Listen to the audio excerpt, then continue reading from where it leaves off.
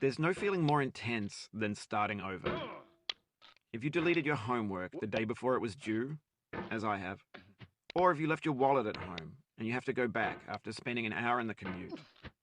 If you won some money at the casino and then put all your winnings on red but it came up black. If you got your best shirt dry cleaned before a wedding and then immediately dropped food on it. If you won an argument with a friend and then later discovered that they just returned to their original view. Starting over is harder than starting up. If you're not ready for that, like if you've already had a bad day, then what you're about to go through might be too much. Feel free to go away and come back. I'll be here. Alright, thanks for coming with me on this trip. I'll understand if you have to take a break at any point. Just find a safe place to stop and quit the game. And don't worry, I'll save your progress, always. Even your mistakes. This game is a homage to a free game that came out in 2003, and the player is constantly, unremittingly in danger of falling and losing everything. Anyway, when you start sexy hiking, you're standing next to this dead tree that the game about climbing. A funny thing happened to me as I was building this mountain. I'd have an idea for a new obstacle, and I'd build it, test it, and it would usually turn out to be unreasonably hard. But I couldn't bring myself to make it easier. It already felt like my inability to get past the new obstacle was my fault, as a player rather than as a builder. Imaginary mountains build themselves from our efforts to climb them, and it's our repeated attempts to reach the summit that turns those mountains into something real. When you're building a video game world, you're building with ideas, and that can be like working with quickset cement. You mold your ideas into a certain shape that can be played with, and in the process of playing with them, they begin to harden and set until they're immutable, like rock. And at that point, you can't change the world, not without breaking it into pieces and starting fresh with new ideas. For years now, bought in a store and assembled into a world. And for the most part, that hasn't happened, because the objects in the stores are trash. I don't mean they look bad or that they're badly made, although a lot of them are. I mean they're trash in the way that food becomes trash as soon as you put it in the sink.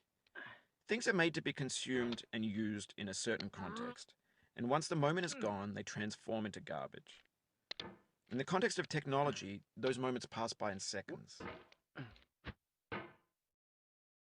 Over time, we've poured more and more refuse into this vast digital landfill that we call the internet. It now vastly outnumbers and outweighs the things that are fresh and untainted and unused. When everything around us is cultural trash, trash becomes the new medium, the lingua franca of the digital age. And you can build culture out of trash. But only trash culture. B games, B movies, B music, B philosophy. Mountain of trash. The ash heap. A landfill with everything we ever thought of.